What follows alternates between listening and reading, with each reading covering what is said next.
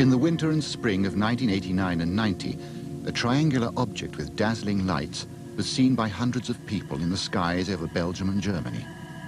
Hovering low above villages and towns, it was reported by civilians, teams of police and military personnel throughout the country.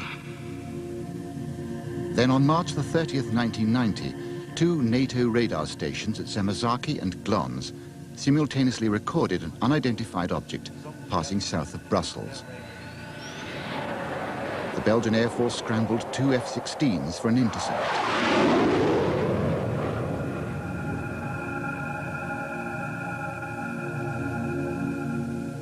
Their radars locked onto the object, the diamond. 100 meters in 1 second. As it dropped below 200 meters, it vanished from all radar screens. The Air Force had no explanation.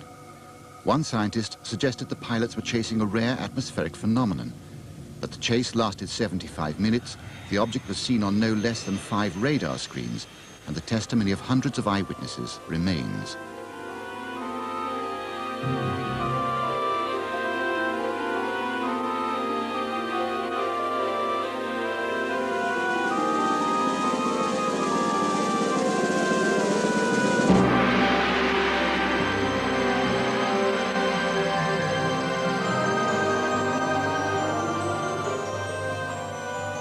UFOs.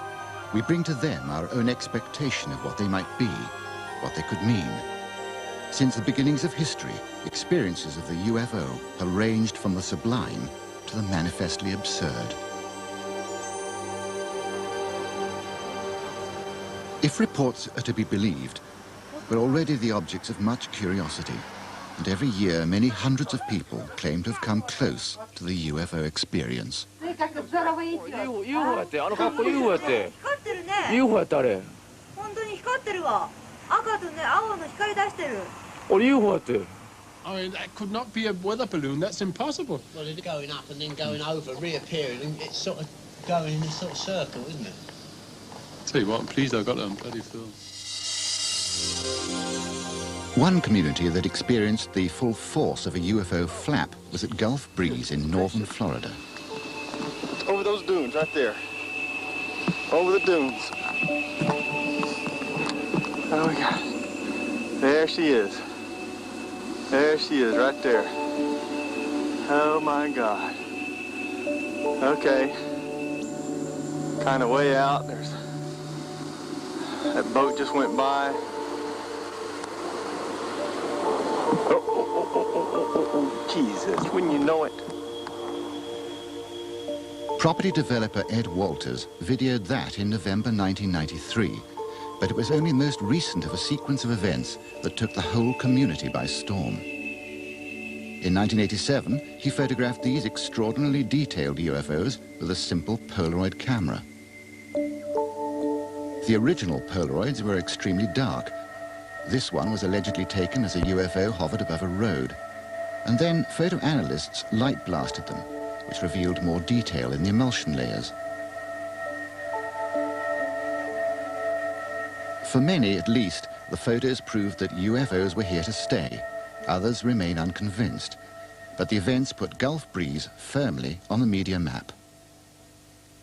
There are so many hundreds of other witnesses locally and thousands of other witnesses worldwide that maybe haven't been exposed to the media like I have because maybe they haven't written a book or they haven't for whatever reason. So I don't think that it's a Ed Walters story. I think that the UFO story stands on its own with thousands of other people standing up and saying, I know what I saw. With a naval base at the seaward end, the vast expanse of water and sky was ideal for the UFO enthusiasts beating a path to Gulf Breeze and nearby Pensacola. What is that baby doing? I don't know. It may look like it's moving around, doesn't it? I see two of them. Moving to the west, slowly. Oh, whoa, whoa, whoa, whoa. What's going on up there? There's two of them. Who is that? Look, look, look, drop. Look, look, look, look. Y'all look, it's right there. just dropped something out, Gary. Bruce and Ann Morrison now have 5 hours of video of the strange lights maneuvering above the bay. Look how it moves, Bruce. It's just... Yeah. Well, I was having lunch with a friend at work one day, and she had heard about the Gulf Breeze sightings, but they had not hit the papers in Pensacola. You know, Gulf Breeze is a little smaller community outside of Pensacola. And she started telling me about this man in Gulf Breeze who had taken all these beautiful pictures, and there had been articles about it in the Sentinel. And I remember my reaction was so strange because all of a sudden I looked at my arms and I had chill bumps all over me. It was just like, it was an overwhelming feeling of wonder, amazement, and extreme interest. 3 minutes, 29 seconds. Oh, it's white. Turning white there. There's 3 of them. Yeah. Let's go what? Whoa, go, baby, go, Bubba. Come on over here and show us some more, Bubba. I can tell you right now, I have been out with people that would go bananas when they saw an airplane. In fact, there's a man that comes out occasionally with our group that every airplane that flies over to him is a UFO, and he will get mad and irate if you look at him and say, that's an airplane. I mean, it can be a 727, 5,000 feet over your head coming into the landing pattern at the Pensacola airport. This guy will look up at it and say, that's a UFO. And that's his right. But I know what I saw. I know what's on my film. And if you want to believe it, fine. If you don't want to believe it, that's fine also. Oh! Whoa, whoa, whoa. Oh, it's kind of green. Got a green halo around it, doesn't it? Did y'all see green around it? Yeah. All right. Not surprisingly, Ed's photographs seemed too good to be true, and he soon found himself attacked by the debunkers. Well, it's really kind of shocking. I'm an average fella. I build houses. I'm a working man, and to see something so extraordinary and tell about it, and then to be blasted, it's shocking. You just don't expect that kind of reaction. You expect people to say, oh my gosh, rather than, oh, you're crazy. Over the dunes. Oh my gosh. There she is. There she is, right there. Oh my God. I would like for somebody in the military-industrial complex, for the world governments, I would like for somebody to come forward and say, don't worry, here's what it is, this is the answer, sleep well. But they don't do that. I think they don't know. I think that they're struggling just like we're struggling. I think that when there is a flap, a UFO flap, then I think that the military and the governments of the world are paying attention behind the scenes. The love-hate relationship between governments and UFOs was realized in the United States Air Force's Project Blue Book, set up to investigate cases like these during the 1950s and 60s.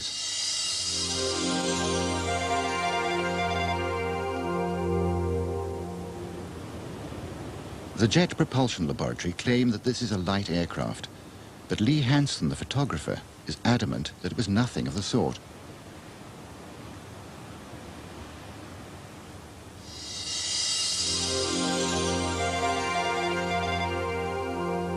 As James Waters drove through Monument Valley, a bright object sped past, followed by another a second later. Slowed down, the object seems to contract and expand. Official explanation, a meteorite. But two, one after the other?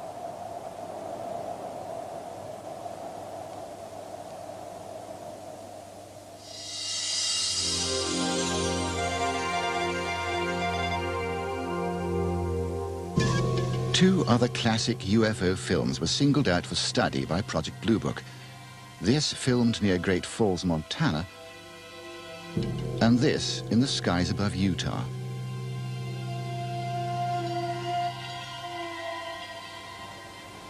Alan Hynek, an astrophysicist, was brought in as a specialist consultant to the team. Initially skeptical, his attitude changed when these two films were analyzed. The Utah film had already been subjected to some 1,000 or so man-hours of analysis by the Navy's Photographic Interpretation Laboratory. So the panel got up from their chairs and crouched around the wall to examine the films, and they asked to have the films run several times, as a matter of fact. Now, the Navy had, on the basis of their detailed analysis of the Utah films, they had concluded that the objects shown in the films could not be birds, balloons, aircraft, and so forth, but indeed that they were self-luminous, unidentified objects. Despite this conclusion, the panel rejected it and concluded that the objects were birds. They couldn't be unidentified, therefore they had to be birds. I came away from the meeting and from the room with the distinct feeling, however, that the panel had deliberately moved to debunk the whole subject and not to give it the serious scientific attention which it deserved.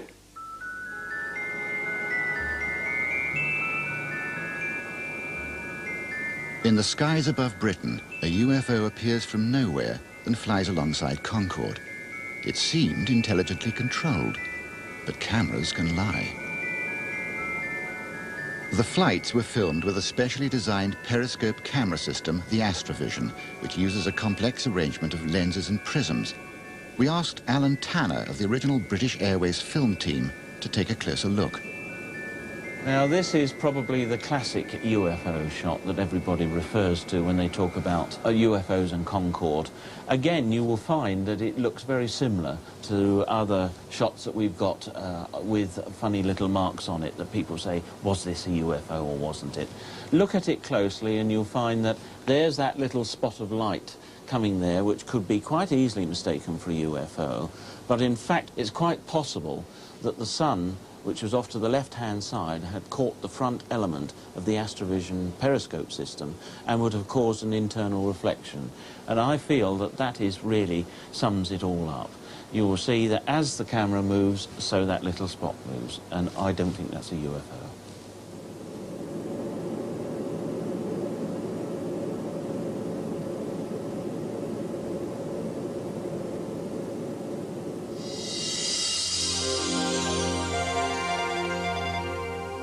Above the Norfolk Broads, 3 fishermen film a diamond-shaped UFO. Checks were run on aircraft and weather balloons, but the skies were to all intents and purposes completely clear. 3 months earlier, besides the Black Sea, a tourist videoed this. It seemed an extraordinary coincidence. Until we met Simon Nash of Panasonic. This is a basic iris motor. The principle of the iris motor is to regulate the amount of light entering the camera. The iris motor will open on very dull scenes and poorly illuminated scenes and close down on very high intensity or brightly lit scenes. We actually have no idea what this sort of object is here in the sky. It could be a reflection from a plane or some other light source. But as the camera starts to zoom in, you can clearly see here the shape of the actual iris elements within the lens section of the camera. It appears to be caused by a reflection of light entering the front of the camera and bouncing around between the lens elements. And of course, sandwiched between the lens elements is of course the iris motor. And the iris motor takes on this characteristic shape that is often seen when you're looking directly or indirectly in towards the sun. But the image at the beginning of the tape is quite unusual and is something that can't be explained by normal camera technology, if you like. Over the past 30 years, some 8,000 UFO sightings have been reported to a special department at the British Ministry of Defence. About 5% or 400 of these remain unidentified. Nick Pope is the man from the ministry. The thing to stress is that 95%, I would say, of the reports that we get can be very easily explained. There is probably a hard core of about 5% which appear to defy explanation, and of course we keep an open mind on them. But having said that, it doesn't mean that because something appears to defy explanation that in fact it couldn't be explained the very next day. Recently we've had an airship operating over the UK, and that's been brightly illuminated from the inside. Now, when you see it from close up, it's very obviously an airship. But when you see it from a long distance away, it just looks like a very bright cigar-shaped object. And of course, that has generated an awful lot of UFO reports.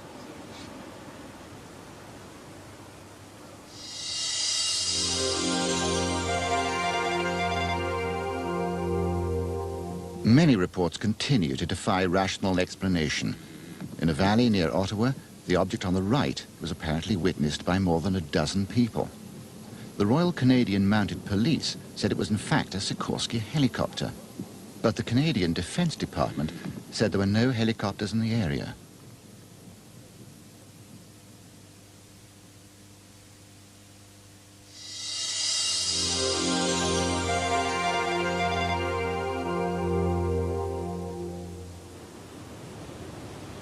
This curious object filmed above an English cornfield remains a mystery. The tractor driver in the distance said that he saw a small silver disc fly silently over him at speed. Whatever that is, that's moving on its own.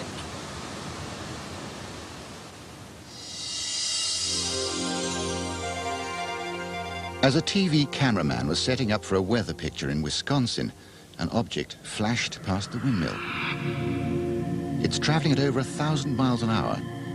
He checked with a local airbase and with a NORAD defense network, but they had nothing to report.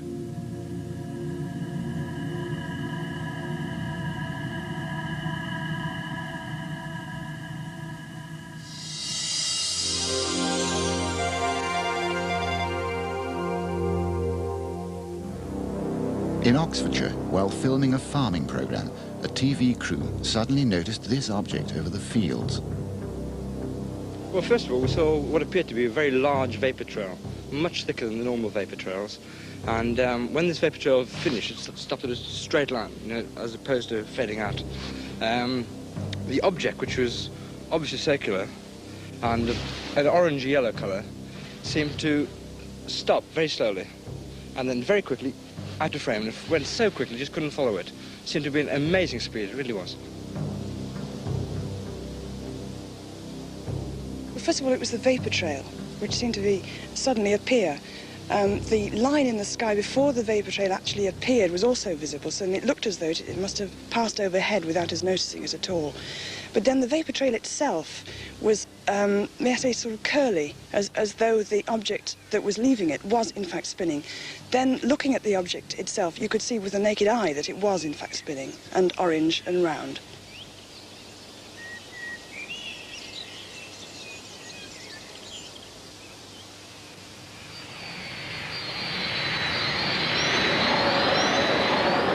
Over 3,500 UFO reports worldwide have come from civilian and military pilots, people like Colonel Fletcher Prouty, who commanded an air squadron based in Tokyo in the 1950s. He was one of the 5 founders of the massive NORAD defense network. My aircraft were in the sky over half the world, regularly, all the time. And one day I got a top-secret memorandum delivered from the White House, from the headquarters of the Air Force. And it ordered me to tell my crews that if ever they saw an object that was unidentified, they were to report it to me. I was to set them down and take their depositions, sworn statements, and then mail them to a certain office in the Pentagon. And one day, one of my crews on a flight from Honolulu to Tokyo saw something that they had to report. And they walked in my office that morning, and the captain of the crew was an old acquaintance of mine. He said, "Colonel, I'm really a little embarrassed today." He said, "because we're going to get involved in a lot of paperwork." He said, "We saw an unidentified object flying beside our aircraft for over an hour last night between Midway and Tokyo. We had 60 passengers aboard. There's no way we can say that it wasn't seen and wasn't there." So I had 12 men in the crew. I had to set aside 12 rooms with 12 interrogators. We had them write their stories down, what they saw. I packaged that all up and sent it to the headquarters Air Force. Never heard another word from it. In America, secrecy remains the order of the day, partly a legacy of the Cold War and new weapons development. But in Russia, things seem to be changing. We were given unique access to leading military figures in the former Soviet Union who not only came forward with their own testimony, but discussed research projects linked to UFO incidents. Now, hundreds are reported every month to UFO groups and the military authorities.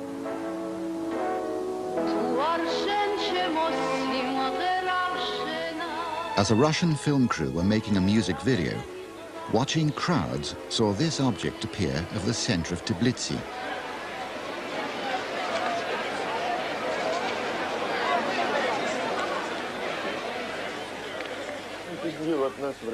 In Moscow, a KGB officer and his family film a group of unidentified lights. Until very recently, people never dared report UFOs, let alone release pictures like these.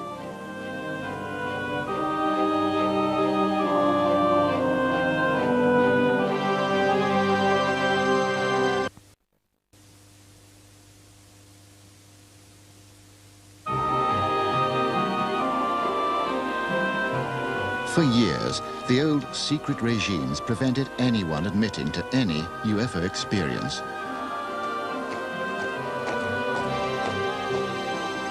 Now, for the first time, General Major Boris Surikov was able to tell us about an unidentified flying object encountered during the Second World War.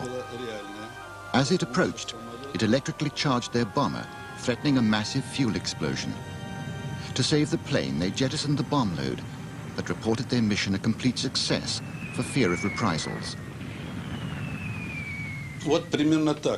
A shape something like this. Here a ray of fire. This part is reddish. The bow is light. And it was flying at a great speed. It was lighting up the air around it. It looked like a miniature sunset. In the center there was a strange-looking flying object. It did not look at all like an anti-aircraft explosion. The diameter of a flare from an anti-aircraft missile explosion is about 10 meters. Here it was larger, and it was longer than our Buran or an Energia shuttle. I think it was about twice as long. And it isn't the type of thing which we or the Americans launch into space. One incident which revolutionized Russian military thinking about UFOs happened on the 20th of September 1977 at Petrozavodsk on the Russian-Finnish border. At about 4 in the morning, over 170 witnesses, including 20 border guards and police, saw a large, glowing object raining down beams of light. It hovered over the town for some 15 minutes before moving off towards the Finnish border. But it had been seen over a wide area for at least 4 hours before that. Colonel Boris Sokolov headed the Ministry of Defense's investigation team. Later, having read the report, I found that a large group of military men had witnessed the event, about several hundred kilometers away from Petrozavodsk, in one of the border regions. When they tried to report it, using their usual field communications, they had telephone and cable lines, radio and shortwave, none of them worked. After the incident, which had lasted for several hours over Petrozavodsk, and a little shorter period of time over the border area, all communications were suddenly restored. This event so concerned the military that for the first time they and the scientists began a unique state-funded research project. The Russian Academy of Sciences and the Ministry of Defense in Moscow were able to draw on a potential observer force of some 6 million troops. It was a huge number, an experiment that will never be repeated.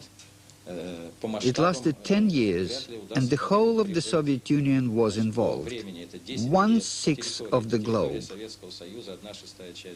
And the number of potential observers was over 10 million.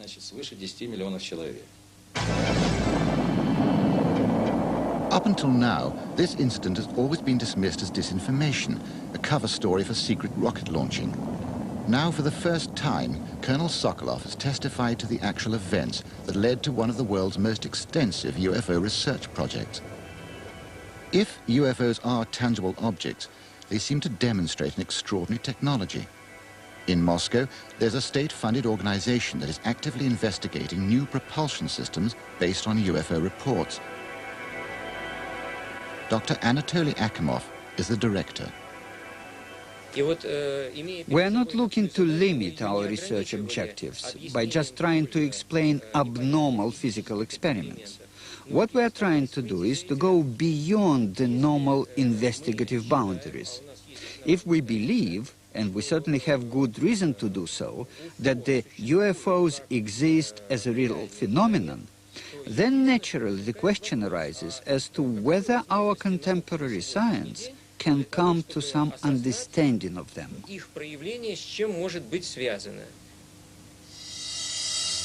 In stark contrast to the openness of the Russians, the British Ministry of Defence are still denying an incident that happened in 1980 here at the Woodbridge Joint British-American Air Force Base.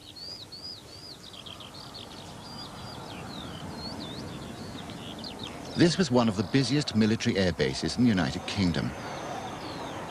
Its activities were highly secret, and it held one of NATO's largest nuclear weapons stockpiles. It was in the early hours of December the 28th that two teams of base security officers left the East Gate to investigate strange lights in the forest. One team included the deputy base commander, Lieutenant Colonel Holt, and in the other group was Larry Warren, then aged 19. I'm standing in Rendlesham Forest. We're on December 28th to 29th, 1980. Just behind me, Colonel Holt and a group of NCOs and officers had their sighting of events, which is recorded on the tape that he made that night, about a quarter mile that way. My event took place right here, heading toward this farmer's field. I had no idea what was about to happen. No one else with me really did at that time at all, except that this field in front of me was illuminated with some very bright, strange light. I noticed that this giant oak tree here was illuminated as well. That was my first indication that something wasn't right in the field. As standard procedure, Lieutenant Colonel Holt was tape recording his team's progress through the forest. As they measured radiation levels, they spotted something through the trees. The voices you hear are from the actual tape. The pictures are a reconstruction. Strange, small red light. You'll see that maybe a quarter to half mile, maybe further out. Switch off. The light is gone now. It was approximately 120 degrees. You're all sight. Is it back again? Yes, sir. Go down the flashlight set. Let's go back to the edge of the clearing so we can get a better look at it. See if you can get the star scope on it. The light's still there, and all the barnyard animals have gotten quiet now. We're heading about 110, 120 degrees from the site. I'm through to the clearing now. Still getting a reading on the meter. About 2 clicks. Maybe count 3 or 4 clicks, getting stronger. As Holt and his team were moving towards the light, Larry Warren and the others saw a curious circle of mist in the field in front of them. Out in front of me, as we approached, I could see, as I was watching this mist on the ground, there was other Air Force personnel, security, police, all throughout this field. Over in the distance was 2 cameras, and one was a video camera, one was a motion picture camera. And at the time, the video cameras were very bulky technology, but I recognized it for what it was. Everything I saw in this field was documented on film that night, both on still photographs and on motion picture. There's no doubt about it. What I saw, I'll walk to the center of the area where this mist was. You can see it clearly. Ground zero would be here. After watching this object on the ground, a red ball of light moved in. I thought it was an A-10 taxiing to RAF Woodbridge behind me, about a mile. Came in over that far stand of trees, stopped over the circular fog-like object on the ground, dispersed in an explosion of color that was soundless, heatless, and what happened was a transformation somehow of this mist to a structured object. It was about 30 feet at the base, 20 feet in height, and a bank of blue lights at the base of it, and mother of pearl or rainbow effect all over. It was very difficult to look directly at. The worst thing that happened to me was that when the event transpired, when there was that transformation somehow, some senior people ran off into these woods, into these fields, and left us here. And why I didn't run could have been shock or whatever, but a number of us ran, a number of us just stayed glued. I think it's something on the ground. I think it's something that's some guy on a tree right over. It's the first night bird we've seen. We're about 150 or 200 yards from the site. Everyone else is just deathly calm. There's no doubt about it. There's some type of strange flashing red light ahead. It's yellow. I saw a yellow tinge in it too. Weird. It appears to be maybe moving a little bit this way.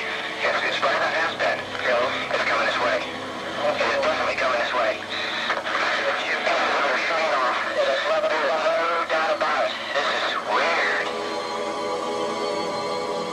But the military were not the only ones witnessing the events. From his house near the runway, local resident Jerry Harris watched the strange lights around the forest. I stood there for ages. It seemed like ages watching it.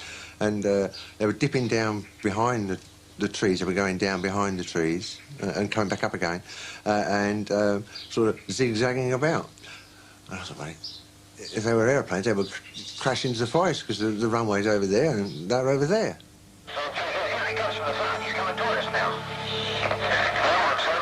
I heard these noises over the base. I heard voices shouting.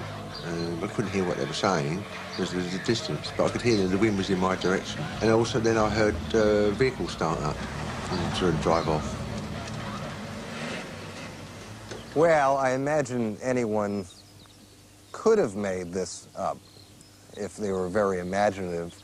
However, I don't know why someone would have chosen to make it up and then carry it on for 14 years when we all have certainly bills to pay, lives to live, other interests, you know.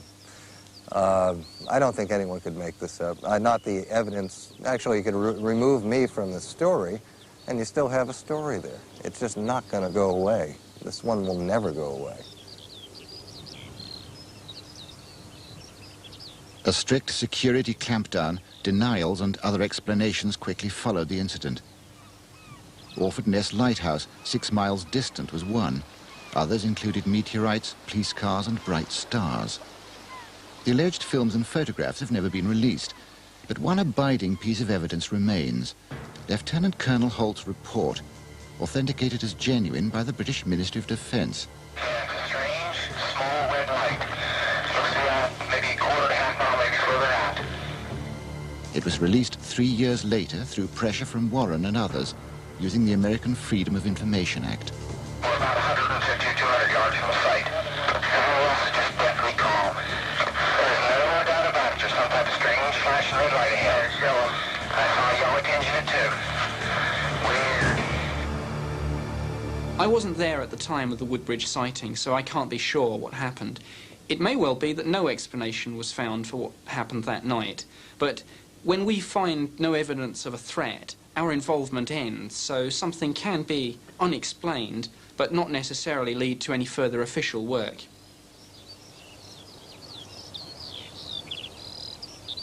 Despite government pronouncements, one man whose views cannot be ignored is Lord Peter Hill Norton, Admiral of the Fleet and Britain's former Chief of Defence Staff in the early 1970s.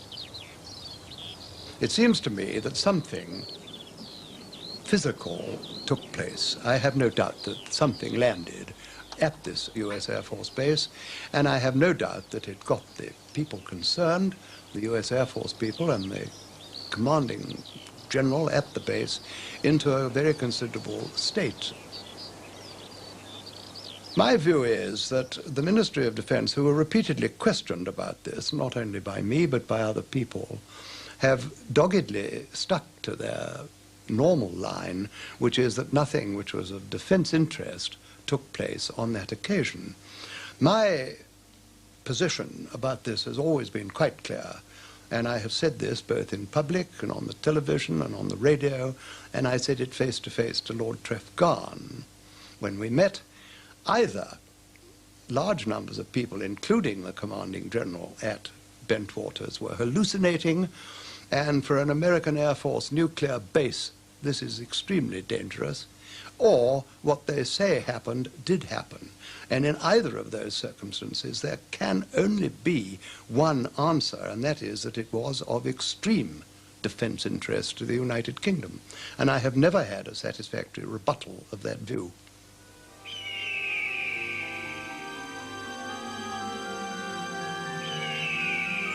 Most UFO incidents are reported by ordinary people, and more often than not, the event itself can be deeply traumatic. But more traumatic is the secrecy machine that moves into action to deny, to ridicule, or even to threaten those who've unwittingly experienced something quite out of the ordinary. As a small community discovered when a UFO allegedly crashed near Roswell in New Mexico. He said, "You did not see anything. There was no crash here.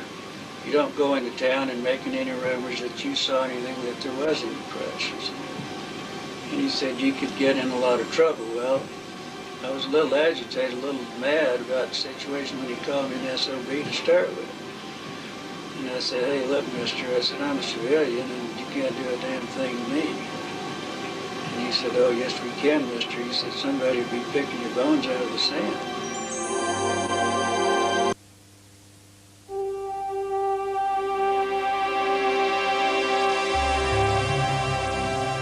The case of the crashed disc and its alien occupants has become an enduring UFO classic.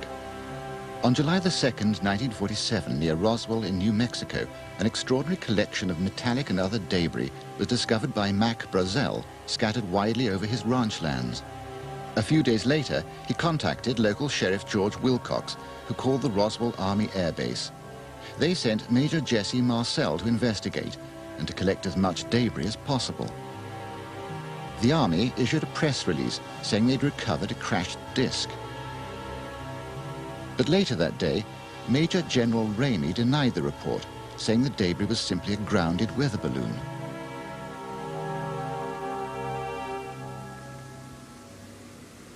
For Fred Whiting of the Fund for UFO Research, the official conclusion simply didn't hold water. And with other researchers, he's filmed the testimonies of some surviving witnesses and their family members. Heretofore, stories of crashed saucers were twice-told tales. I have a brother who has a cousin who has an uncle whose barber says he knows someone who heard something. That has been the way most of these accounts have been circulating. That's very frustrating because you can't follow up on that. You can't ascertain what the facts are, and in all likelihood the story's bogus because it's been told by so many people and therefore is quite distorted. Roswell is different. Roswell has a cast of characters who are known, most of whom are still alive even after 46 years, all of whom are extremely credible people. One thing I was certain of, being familiar with all air activities, that it was not a weather balloon, nor an aircraft, nor a missile. It was something else of which we didn't know what it was. There were just fragments strewn all over the area, an area about 3/4 of a mile long and several hundred feet wide. One evening we were watching TV, and it was on TV there was something about space. And my grandmother looked over at me and she said, "Barbara, do you believe in anything, you know, outside of the earth?" And I said, "You know I do." And she said, "Well, I have something that I would really like to tell you, but I don't want you to ever discuss this or tell anyone because I've never told anybody." She just wrote an article one time and put flying saucer on it, and that's all she had ever written down on a piece of paper. And I said, "Fine, what do you need to tell me?" And she, you know, I thought it was going to be something completely different than what she told me. And she said, in the 40s, there was a spacecraft, a flying saucer is what Big Mom called it, crashed outside of Roswell. And I said, "That's interesting." I said, "How do you know about it, Big Mom?"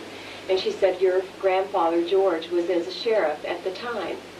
When the incident happened, the military police came to the courthouse, to the jailhouse, and told George and I that if we ever told anything about this incident, talked about it in any way, that not only we would be killed, but the family, but they would get the rest of the family.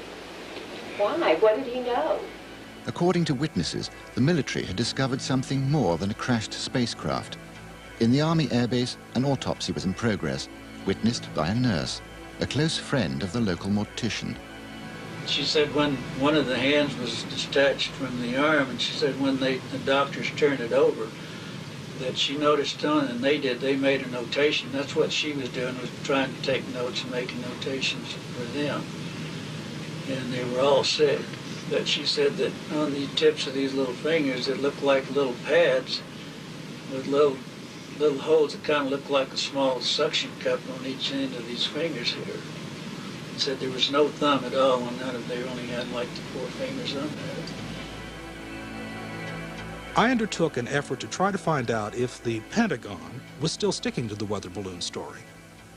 So I generated a series of letters through my senators and my congressmen, and I also urged other researchers to do the same thing. What we got was a very clear pattern of denial and buck passing. The people of New Mexico were also alerting their own congressman, Stephen Schiff, who took up the case on their behalf.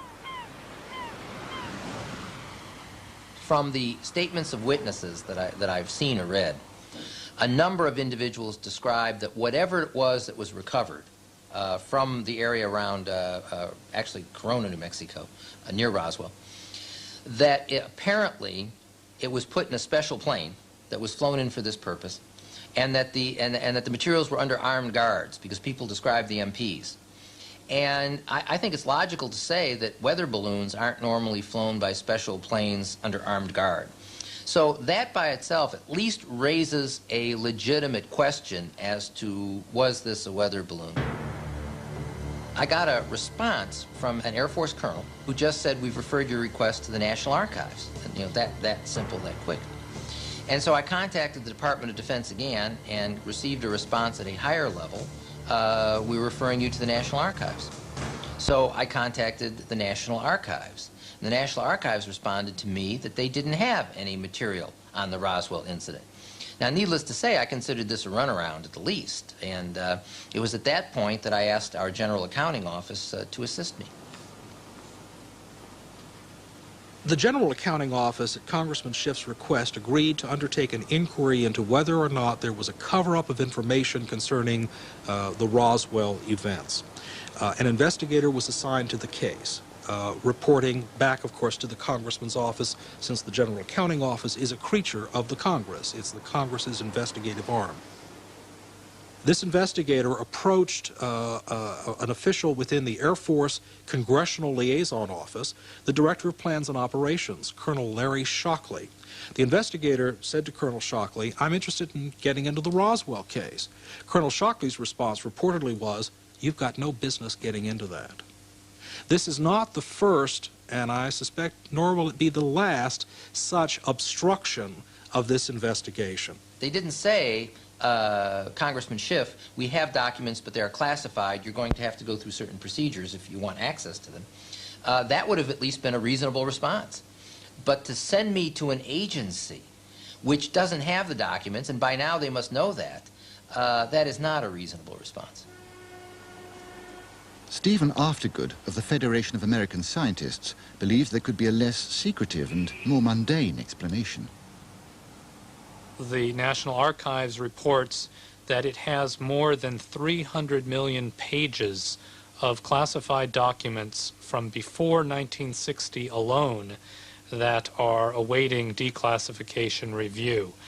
In other words, documents dating from pre-World War I through 1960.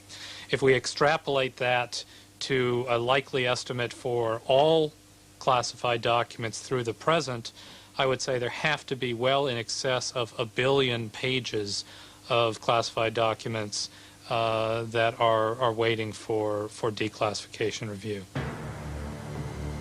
The secrecy system has become reflexive. We are concealing a lot of information that is not genuinely sensitive, and ironically, we are probably not protecting those genuinely sensitive secrets adequately. the Roswell incident in particular has been an enduring story because there have been so many mixed signals from the government, and above all because there remains a quantity of government documents that have been kept secret more than 45 years after the event. I think a government accounting for this whole episode is long overdue, and people have every right to demand that such an accounting be carried out. Whatever may have been legitimately secret 45 years ago has diminished so greatly in sensitivity that the public interest in its disclosure far outweighs any conceivable sensitivity that might remain. Now what we need to do is we need to establish in the minds of the Congress, it's already firmly established in the minds of most of the UFO researchers in the United States and elsewhere around the world, that there is indeed a cover-up of information. For what reason? We can only speculate. To what end? We haven't the faintest idea. But the fact of the matter is that our government is not being responsive to its citizens who want simply to know the facts. I think there's a big leap that is made by some people from an unexplained incident to an explanation that invokes sentient extraterrestrial entities that are somehow active on Earth. I am not personally cognizant of any evidence to support that, but certainly there is a vast quantity of government documentation on the phenomenon of unidentified flying objects of one sort or another. A year has passed since Stephen Schiff and the others started looking for answers, and they're still waiting.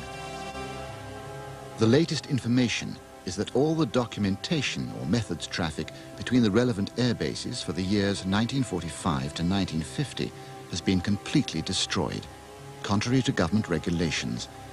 So the real truth behind Roswell may never be known. Whatever Roswell tells us, and whatever the outcome, the fact is that UFOs simply won't go away.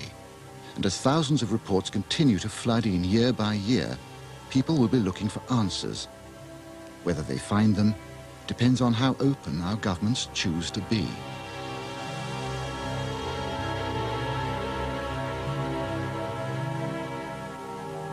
The regime of secrecy is itself a legacy of the Cold War. As West meets East, could we not follow the Russian lead in attempting to find an answer to the mystery of the UFO phenomenon?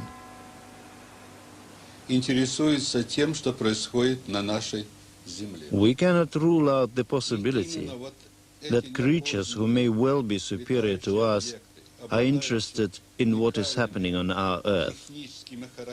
These unidentified flying objects that appear to display unique characteristics, such as their speed, their rapid maneuvering, and so on, must be studied in the interest of mankind. I do not subscribe to the views that some ufologists hold that this is all in the mind.